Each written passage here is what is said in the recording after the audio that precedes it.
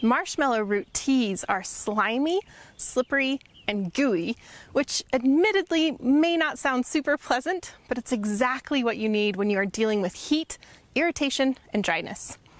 Think of how soothing fresh aloe gel can feel on a sunburn. That's what marshmallow can do, but it's more typically used for dryness and irritation in the throat and lungs, as well as the digestive and urinary tracts. This soothing, cooling, and moistening action is called Demulcent. And marshmallow is revered in the herbal world for being an incredibly demulcent herb. If you're not immediately familiar with the demulcent action, I'm still certain it's something you've experienced. Think of an old bowl of oatmeal and how it becomes thick and gooey. That's demulcent. Demulcent herbs are filled with polysaccharides, which are long-chain carbohydrates that become thick and viscous when soaked in water.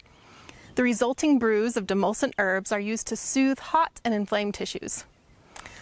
There are thousands of different reasons for which you could use a demulcent preparation, ranging from ulcers and burns to dry coughs and inflamed tissues.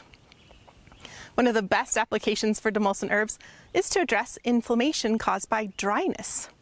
This is such a powerful way of working with herbs because instead of simply trying to suppress inflammation, as is commonly done in Western medicine, the demulcent action treats the actual dryness, helping to reverse this particular type of chronic inflammation.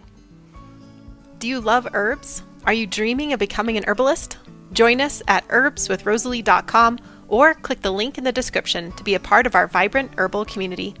Let's keep the love for herbs growing. See you in the next snippet.